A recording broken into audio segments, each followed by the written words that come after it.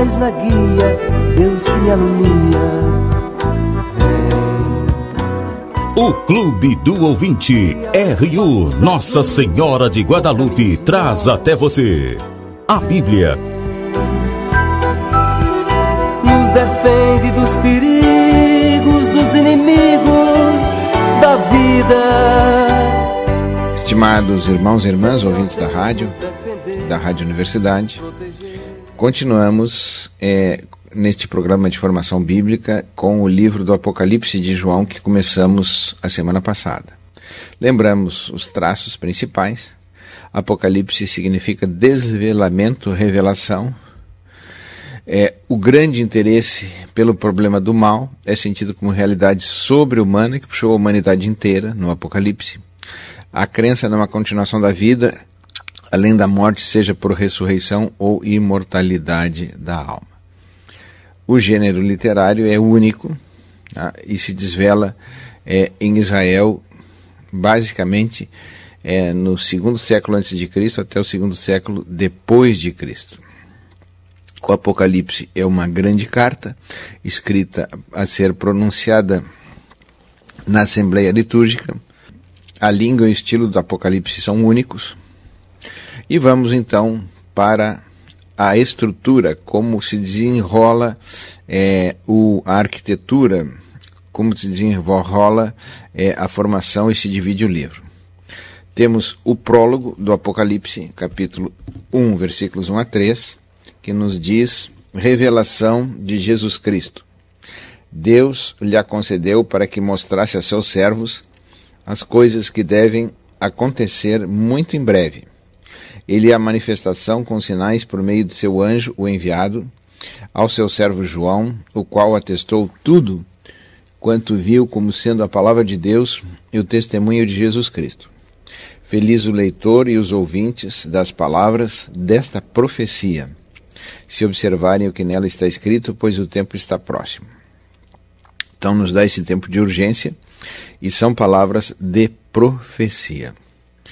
Depois temos ao final, no capítulo 22, versículos 6 a 21, que nós chamamos de epílogo, que é o seguinte: estas palavras são fiéis e verdadeiras, pois o Senhor Deus, que inspira os profetas, enviou seu anjo para mostrar aos servos o que deve acontecer muito em breve.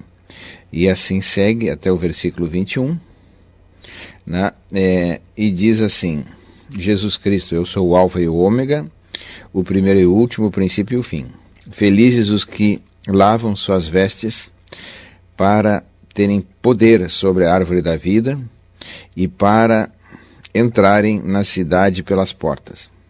Ficarão de fora os cães, os mágicos, os impudicos, os homicidas, os idólatras e todos os que amam e praticam a mentira.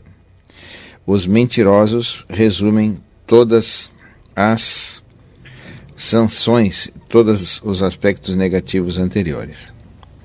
Então, vamos seguindo. A primeira parte do Apocalipse começa no capítulo 1, versículo 4 a 3, 22, que são as cartas às 7 igrejas.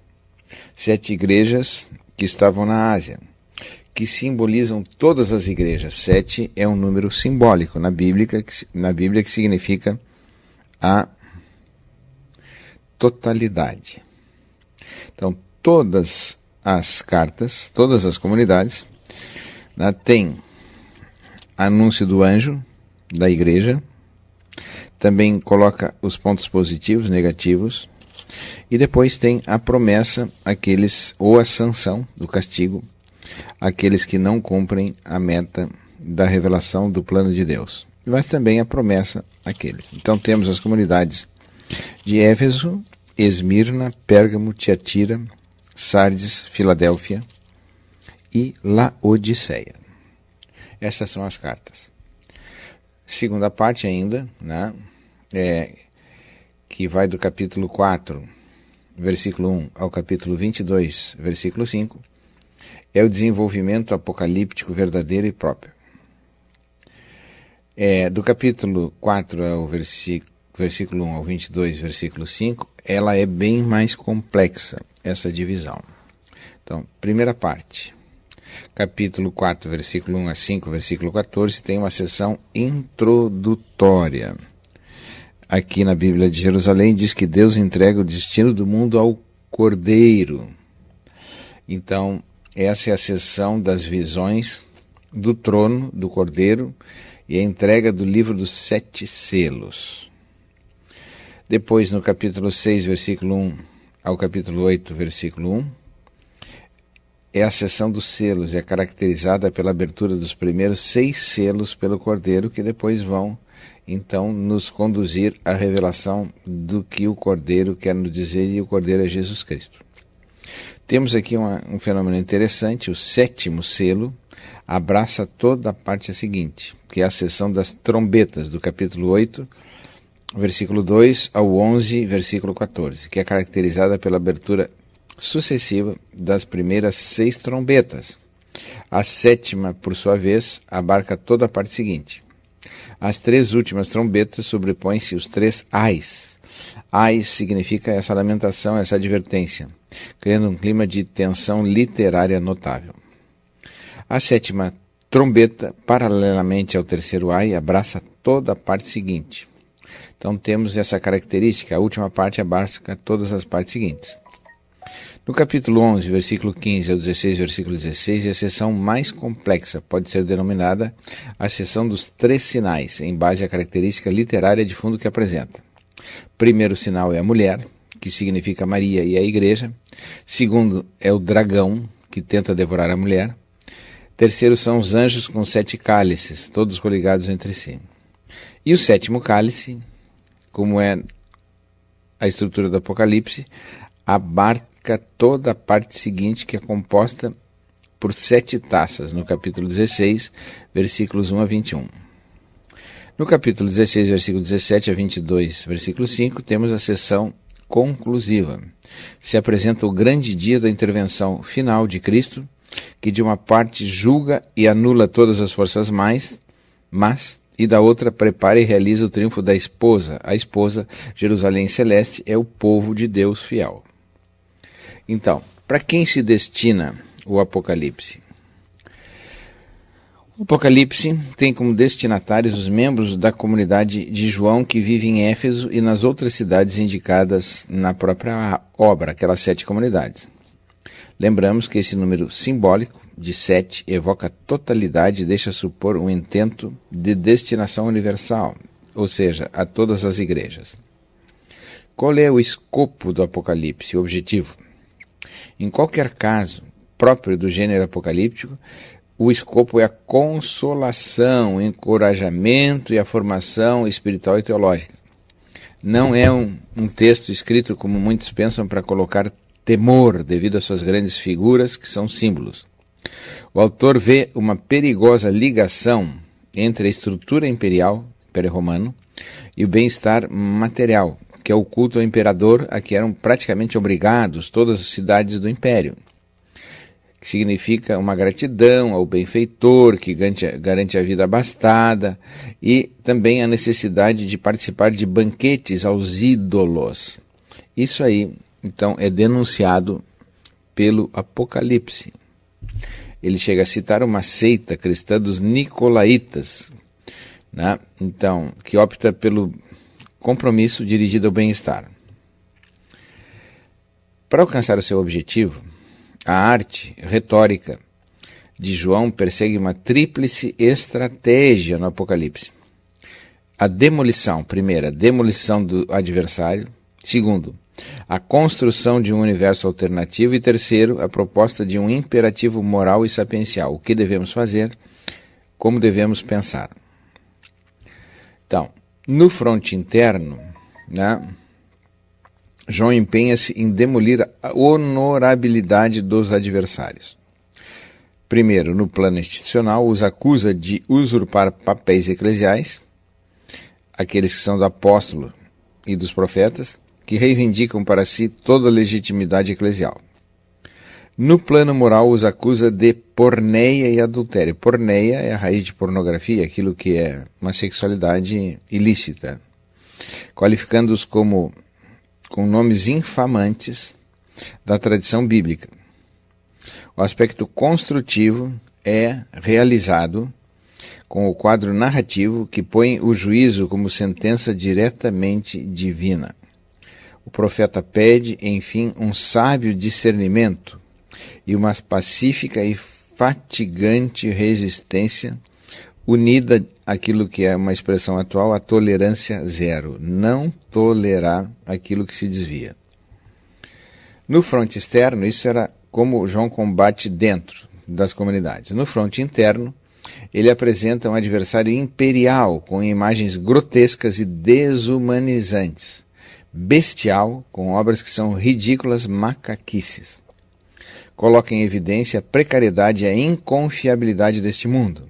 O processo construtivo atua como o universo alternativo da fé.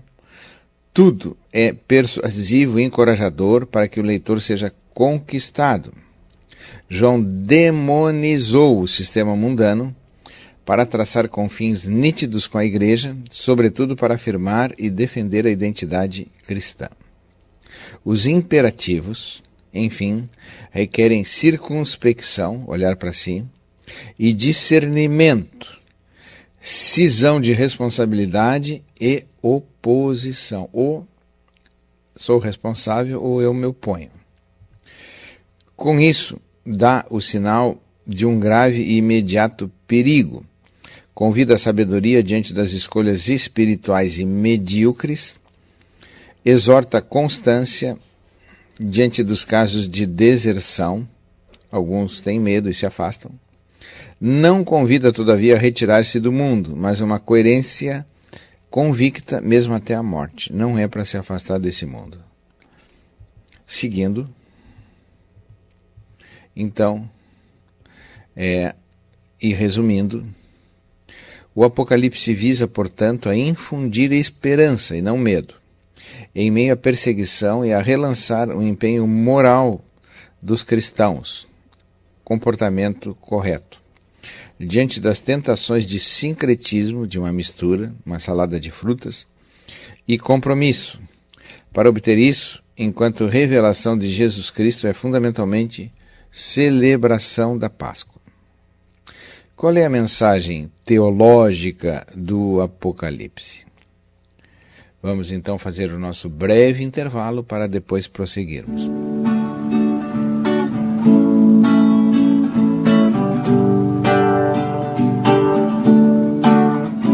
Toda a Bíblia é comunicação de um Deus amor, de um Deus irmão. É feliz quem crê na revelação, quem tem Deus no coração.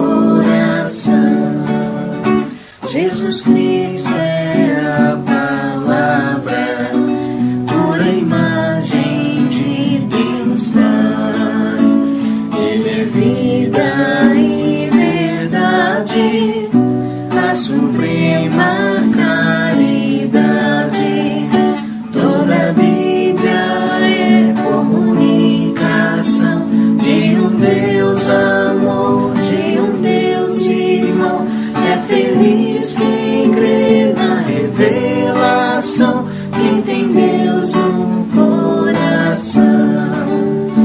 Os profetas sempre mostram a vontade do Senhor. Precisamos ser profetas para o mundo ser melhor. Retomando, abordamos então a seguir a mensagem teológica do Apocalipse. Quais são os temas teológicos gerais? Deus. Quem é Deus? Tá? Os elementos mais característicos aparecem nos títulos dados a Deus. Deus, sem outros acréscimos, é o título mais frequente, 65 vezes utilizado. Sugere o significado dado a Deus, que se chama Yahvé, Elohim, no Antigo Testamento, entendido no mais das vezes genericamente, e que o contexto de qualquer modo especifica. Tem toda a carga e profundidade do significado do Antigo Testamento. Ele é Senhor Deus e onipotente, em muitos versículos. Mesmo sem dar o equivalente fixo de Senhor Deus dos exércitos, A expressão tem suas raízes no Antigo Testamento e se refere à energia divina, que transpõe qualquer obstáculo empregada por Deus na história da salvação, especialmente nos seus momentos cruciais. Deus é Senhor Deus e é onipotente e atua com toda a sua força, especialmente nos momentos mais difíceis. Deus é santo. Santo é dito de Deus, mas não é reservado exclusivamente nem especialmente a ele. Cristo, o som dos anjos dos cristãos de Jerusalém, indica a sacralidade em geral. Isto se refere ao grego hagios, osios, que são palavras gregas. Ao invés, somente é aplicado a Deus. Os demais são hagios, santos. Deus é osios. Somente Deus é osios. Em senso exclusivo, também ser recorrente só 2 vezes no Apocalipse. Exprime a retidão suprema, a coerência consigo mesmo que Deus tem no desenvolvimento da salvação. Quarto, Deus é justo. Isso é referido a Deus pessoalmente ou a seus caminhos, aos seus julgamentos. Indica a retidão de Deus, que, se aplicado à história, restabelece o equilíbrio perturbado entre o bem e o mal. É como o correspectivo objetivo da retidão pessoal, expressa pelo título osios, justo, justo. Então, depois Deus está sentado. 6º ponto. Dito de Deus que centra sobre o trono indica o seu domínio sobre tudo. A seguir, Deus é Pai de Cristo, tá? Que é o epíteto que recorre sempre sobre a boca de Cristo. Cristo é que se exprime como Filho do Pai. Então é Pai de Cristo. Outro título, Deus meu, é dito por Cristo também. Exprime a relação de pertença recíproca, real e afetiva, intercorrente entre Cristo e Deus Pai. Depois é Deus nosso, tem o valor de uma chamada à aliança, mas indica a tendência para com o modo de pertença completa que supera a aliança. Deus nosso. Outro título, Deus é vivente, que sobre a linha do Antigo Testamento se indica Deus que na plenitude da vida supera cada elemento humano, cada limitação de tempo. Ele é vivente. Recolhendo esses elementos todos analíticos em uma visão sintética mais geral, podemos afirmar que para o Apocalipse Deus é, aquele que era, aquele que vive, ou que era, em senso transitivo e ativo a respeito da história da salvação. Dominando tudo com sua força, ele põe em movimento todo o processo de salvação, o faz desenvolver no tempo, aniquila e derrota, mediante a contraposição dialética entre forças ativas e negativas, todo mal, seja moral, seja físico. Ao fim, tirado todo obstáculo, poderá renovar tudo, para que seja com a comunidade salva, a Jerusalém Celeste, seja com um simples indivíduo em relação de particular intimidade. Então é aquele que está presente que vai vencer, se manifestará a todos e a cada um em particular. Seguindo, o que nos Apocalipse nos diz de Cristo, o Apocalipse? A cristologia do Apocalipse é particularmente rica e profunda, sem dúvida uma das mais elaboradas do Novo Testamento. O autor tem um senso agudo de Cristo, não menor que tenha de Deus. Os títulos dados a Cristo e que permitem uma primeira panorâmica sobre o material cristológico do Apocalipse são particularmente numerosos e muito característicos. Jesus, por exemplo, recorre só 5 vezes no Apocalipse. A frequência indica uma atenção particular a Jesus histórico, aquele que viveu aqui. Ou, talvez, preferivelmente, a uma insistência sobre uma relação com a pessoa de Jesus, relação pessoal. Jesus Cristo, ou Cristo, indica genericamente a função necessária. O contexto, às vezes, especifica e indica Cristo que é associado a Deus toma posse do reino. É a função salvífica do Messias de Cristo. Senhor e Rei, ou Senhor, Senhor dos Senhores ainda. O título tem às vezes uma acentuação litúrgica. Normalmente indica, especialmente na forma acentuada típica do Apocalipse, a energia irresistível de Cristo, explicitada contra as forças hostis. Ele é Senhor e Rei, ele tem poder. Cordeiro é um título tomado provavelmente do Êxodo e do Deuteronômio, quando o autor nos apresenta Cristo como Cordeiro Pascal, resgatador, morto, glorificado, e que vencendo sobre o trono de Deus, temos então em suas várias recorrências. Cordeiro, aquele cordeiro que foi sacrificado lá no Êxodo para que eles saíssem salvos da morte no Egito.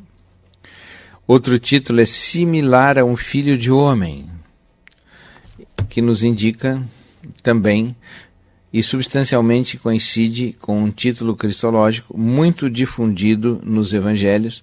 Não parece derivar desses últimos, mas diferente de Daniel, quando está em Daniel capítulo 7, versículo 13, e recorrente em um contexto de glorificação e de juízo, em que algumas características próprias de Deus no Antigo Testamento vêm transferidas a Cristo. Esse é aquele que é similar a um filho do homem.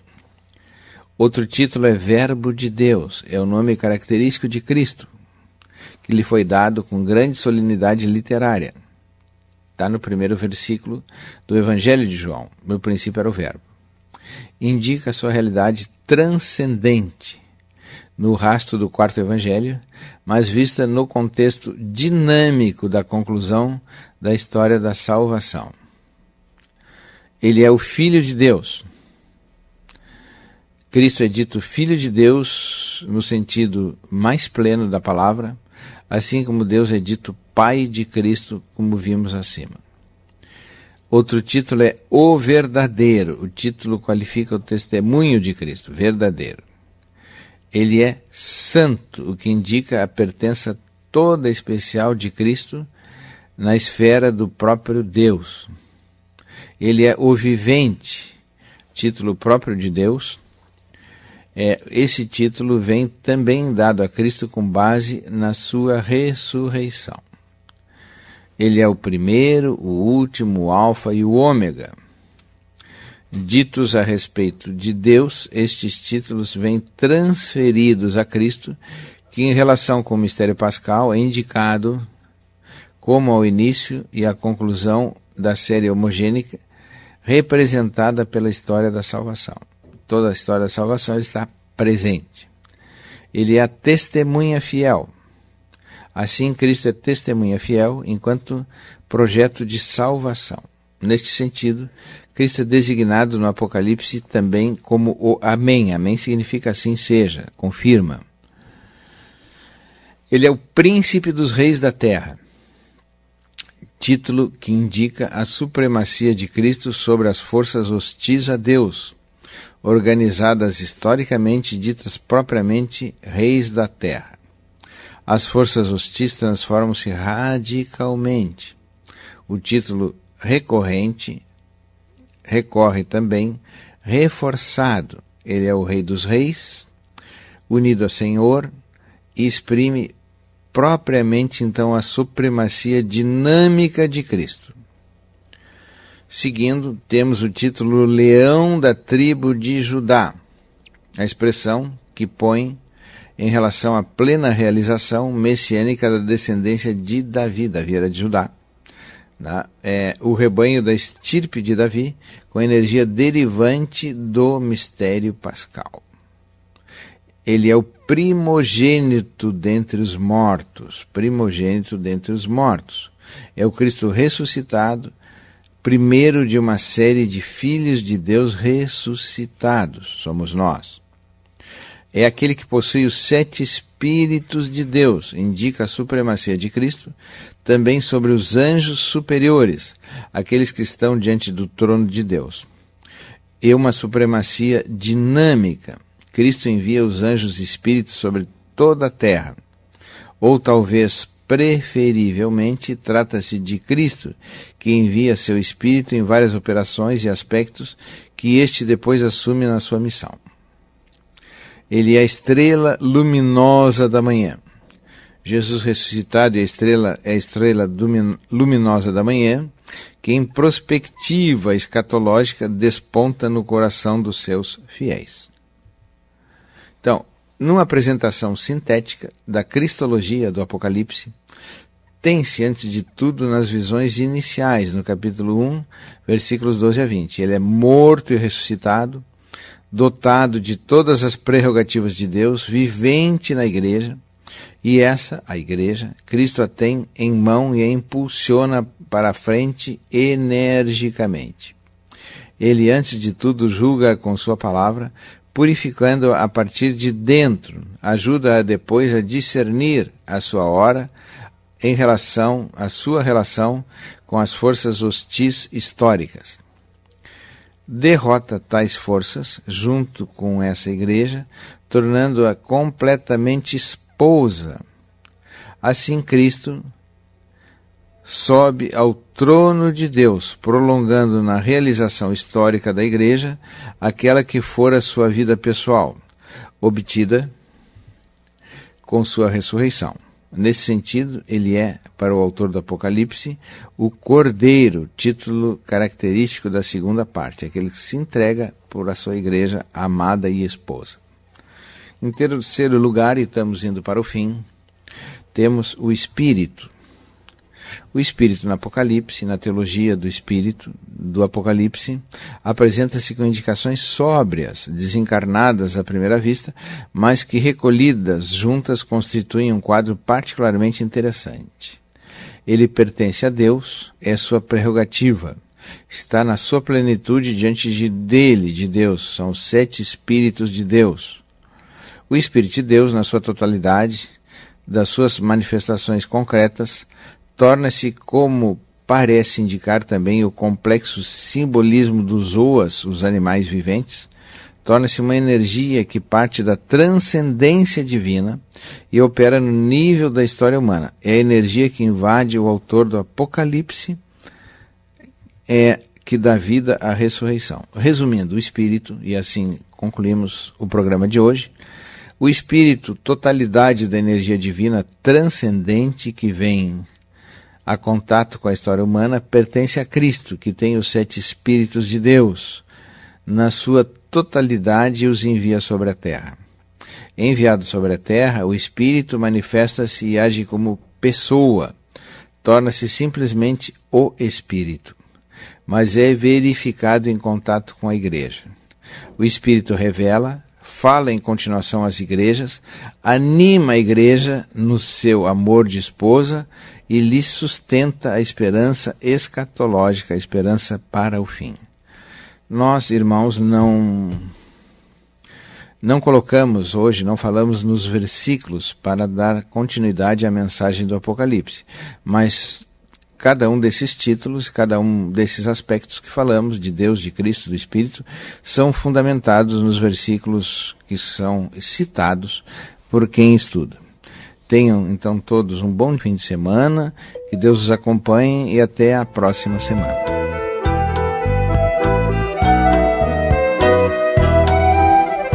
Luz na frente, paz na guia, Deus que me alumia. Seja um missionário da evangelização. Participe do Clube do Ouvinte. Um oferecimento Rádio Universidade, uma emissora da Arquidiocese de Pelotas. Dos inimigos da vida, vem, ó Deus, nos defender, nos proteger. Vem.